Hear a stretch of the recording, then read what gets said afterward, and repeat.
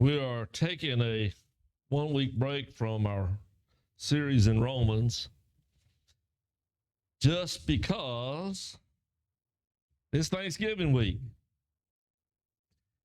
And while we have talked about a lot of things in our Roman series about being thankful and about what God has done for us, it is fitting to pause and use this reminder about the thankfulness that we need to have for all that God does. And the problem that we have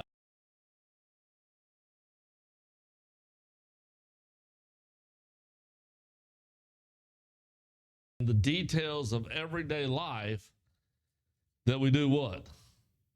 We forget to pause and really be thankful about all that God does. We may pause long enough to thank Him for the food that we're about to eat. We may pause and thank Him for little things along the way, but to really just spend time reflecting on, man, what an awesome God we have, He's done for us. We lose that. It's good that our country reminds us, stop and think about these things. Stop and reflect on what we have to be thankful for. We're going to start this morning as we think about Thanksgiving week. And I give it this little title, Thanksgiving week versus a weak Thanksgiving. Because a lot of times that's where we do end up, is weak, W-E-A-K, Thanksgiving. I might give a little bit of thanks, but it's just not what it could be. We're going to start this morning with Colossians Chapter 1 and verses 9 through 14, where Paul writes, "For this reason, since the day we heard about you, we have not stopped praying for you. We continually ask God to fill you with the knowledge of His will through all the wisdom and understanding that the Spirit gives, so that you may live a life worthy of the Lord and please Him in every way, bearing fruit in every good work, growing in the knowledge of God, being strengthened with all power according to His glorious might, so that you might have great endurance and patience, and giving joyful thanks," Paul says, "to the Father, who has qualified you to share in the inheritance of His holy people for the kingdom of light. For He has rescued us from the dominion of darkness and has brought us into the kingdom of the Son He loves, in whom we have redemption, the forgiveness of sins." This is Paul's prayer for the Christians that he wrote, that he was writing to.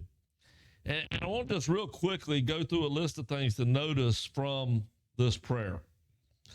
The first is that this is a plea to God for God to provide knowledge through the Spirit about what is His will. Well, we know His will is the best for us. We know that His will is that we live good lives, that we do good things, that we learn how to love one another. His will is that we ultimately end up in heaven with Him. So Paul is praying, God, share that knowledge through the Spirit. Help us to understand that. The goal of that provision, again, being that we live lives worthy of God. We live lives that are pleasing to God. We live lives that bear fruit. We live lives that are strengthened in power. How many times we go through life feeling weak, powerless, overrun? Paul says, I want you to be able to live in the strength of the power that God provides. Lives of endurance, lives of patience, lives of thankfulness.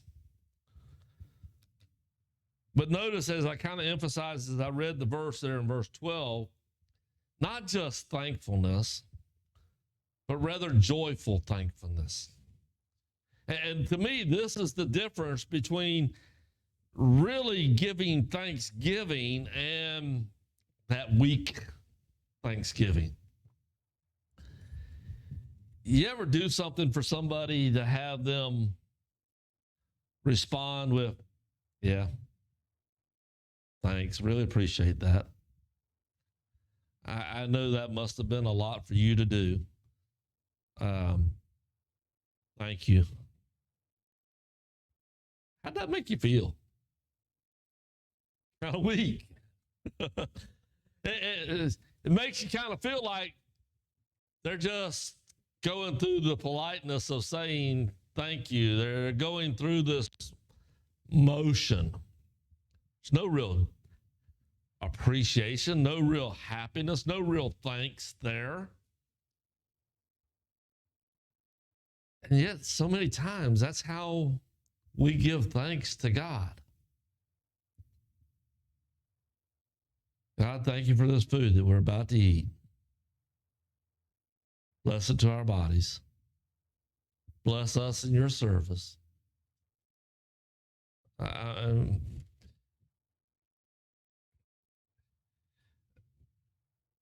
was going to give one of the examples. Sometimes you hear the little kids give, some of the enthusiastic ones, but now they've all split from my mind, so I can't quote them. Should have wrote them down. But you hear some of them, get real excited when they're saying a prayer about it.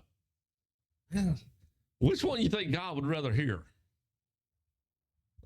He wants to hear any of it, but when there's excitement to, man, I can't believe you spent that kind of money on a gift for me. How did you know that's what I really, really wanted? When there's some excitement to what we're saying, it makes the giver feel good about it. When we're giving thanks to God, it is part of our praise, part of our worship, part of our, God, you have done so much for us. Let us do something that makes you feel good about this.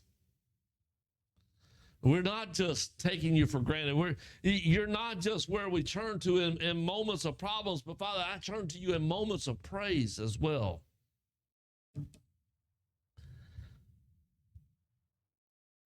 Our joy, our thankfulness needs to be joyful. And part of what Paul says is it needs to be joyful because of where we're going.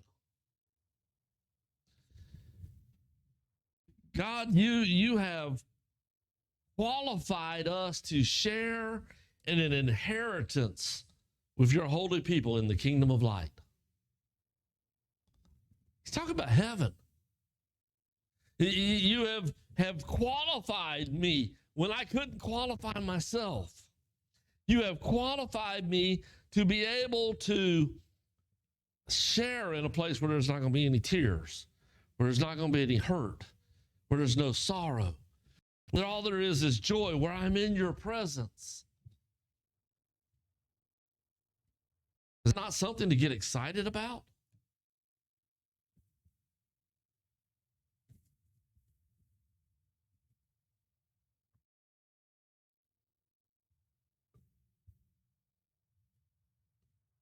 We've got to also remember, and Paul points this out, it doesn't matter where I came from.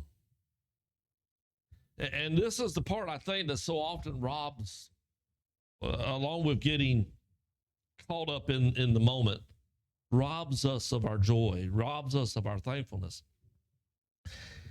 Is we spend so much time looking back, stuck on where I came from, especially if where I came from was something that I considered not so good.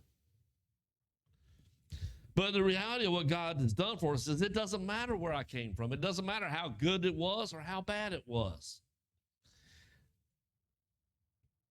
There's a spiritual element to which it was all bad. And he saved me from that. And it doesn't matter if I'm a recovering drug addict, if I'm serving a life sentence in prison for murder. It doesn't matter what I'm doing. Once I have found Christ, once I have become a part of the body, I may still be sitting in a jail cell serving my sentence, but that's different. Life is different once I'm in Christ. And I can face through that with joy, knowing I may be stuck here physically, but spiritually I have been set free, as we've been talking about in Romans. That God has brought me from where I was lost and has found me. Those examples Jesus gives, the prodigal son who comes home, who gets the new robe and the new sandals and the family ring back on his finger and the fatted calf killed, and the feast is on because that which was dead is now alive. But so many times we let our past determine our future. We're even guilty, as I said, of letting our present determine our future. Boy, things just really aren't going right for me right now. It's a bad week, bad day. Been a bad year. And I hear people talk like that all the time. And you're alive. You can have a relationship with God. Life, it's not about the ups and the downs and the valleys. It is about walking with God each step of the way.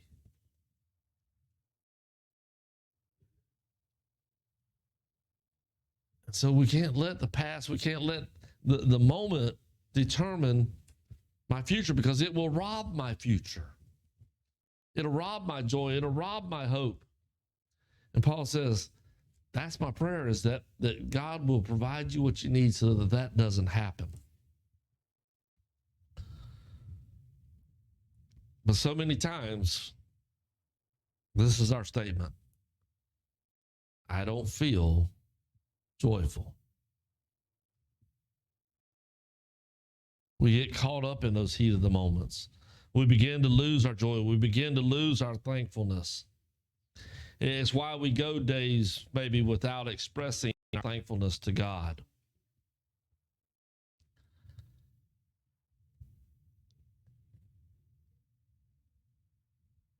I could give you the old saying, fake it till you make it. And maybe there's a hint of good advice in that. I don't know. The truth is, you need to know you don't have to fake it. God can give you the joy back. It's when we keep our focus on God. I keep my focus on what I'm doing and where I'm going with God. And when I do that, that other stuff begins to go by the wayside. Some of us are better at it than others, and I'm no professional at it. I have my moments too. But our joy is God-given. It is a God-influenced event that I choose to be a part of, or I choose to reject. And I know people will argue with me, oh, joy is an emotion. It's not a choice. Joy is an emotion that you can only experience if you choose to experience it. There are people who choose not to experience, almost to the point I think they're not happy unless they're miserable.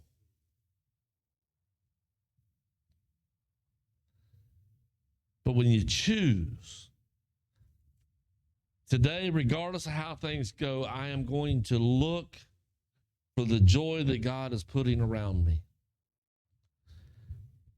Whether that's the 5 seconds I stop to look at a rose and smell it, or the hummingbird at the feeder and pause and think, there is the magnificence of God's creation.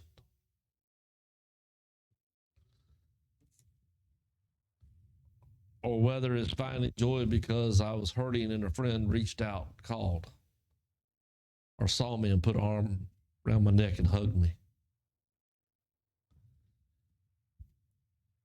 We won't see the joyful things unless we choose to look for the joyful things.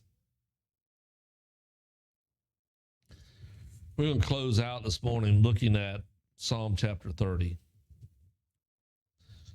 And this is a psalm that David wrote as he was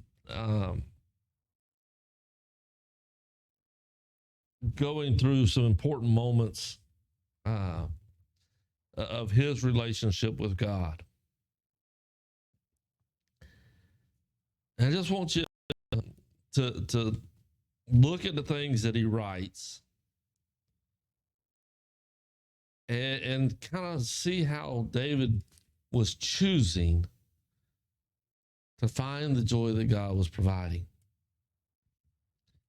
He says, I will exalt you, Lord, for you lifted me out of the depths and did not let my enemies gloat over me. Lord, my God, I called to you for help, and you healed me. You, Lord, brought me up from the realm of the dead. You spared me from going down into the pit. Sing the praises of the Lord, you faithful people. Praise his holy name. For his anger lasts only a moment, but his favor lasts a lifetime. Weeping may stay for a night, but rejoicing comes in the morning. Let me pause it. You see that reflected in his son Solomon when he writes Ecclesiastes 3. For everything there is a time and a season, time to weep, a time to cry, a time to rejoice. I might be in a moment of sorrow right now, God, but I know in the morning there's rejoicing with you. That's what David's saying there. When I felt secure, I said, I will never be shaken. Again, let me pause. When do we see this exemplified in David's life? Over and over, don't we? You think back to the stories of his childhood when he was tending sheep. The bear, lions. I felt secure. Why? Because God was watching me. Walked up to where the army was stationed. Out walks Goliath. Why are you guys shaking and cowering? Why are y'all afraid of this guy? You're the army of God. Sling, 5 smooth stones. Down goes the giant.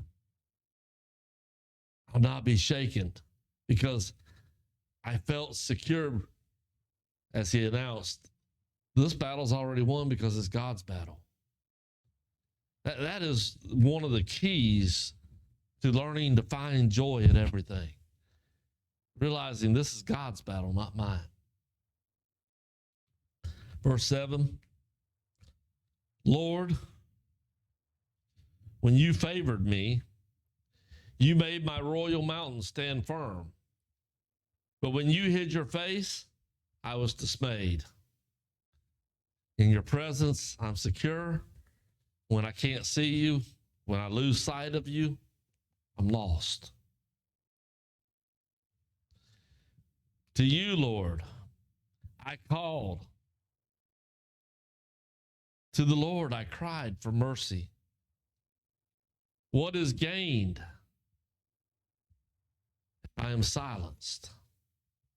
If I go down to the pit, will the dust praise you? Will it proclaim your faithfulness? Hear, Lord, and be merciful to me. Lord, be my help. You turned my wailing into dancing. You removed my sackcloth and clothed me with joy, that my heart may sing your praises and not be silent. Lord my God, I will praise you forever. I kind of think maybe that last couple verses there was written regarding the moving of the ark. You remember they sent them to bring the ark home from the Philistines, and they tried to put it on a cart. Uriah died because of it.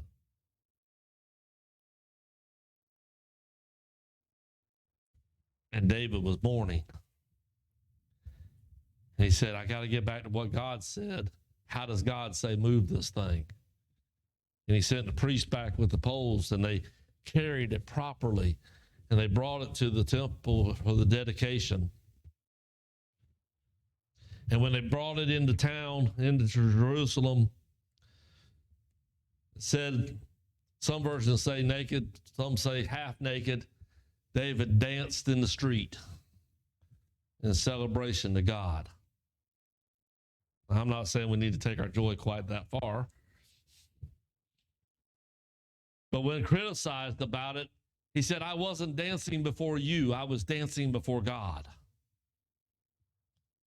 And then you read this where he says, you turned my wailing into dancing. You removed the sackcloth, you removed the mourning, you clothed me with joy.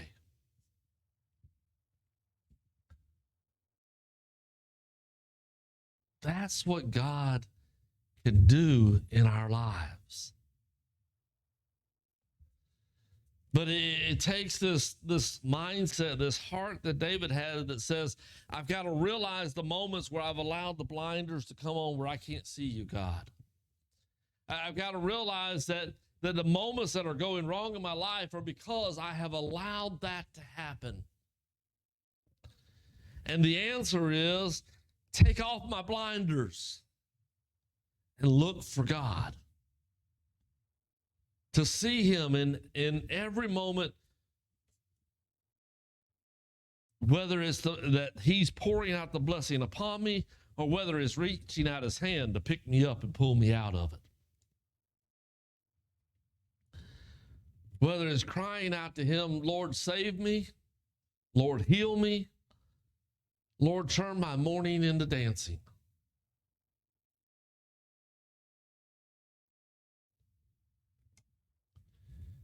And if we can do that,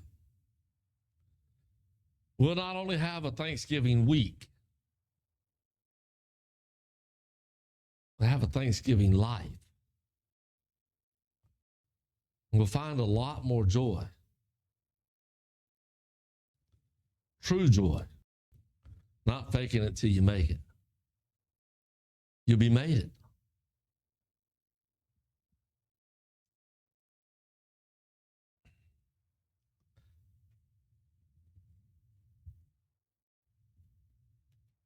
The lesson's yours.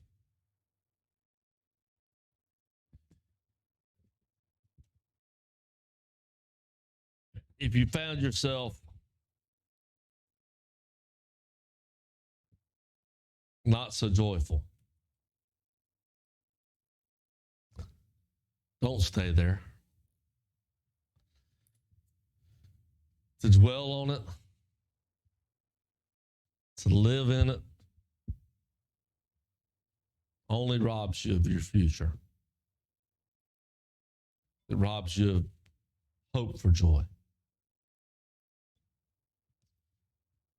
This morning, Put the focus back on God.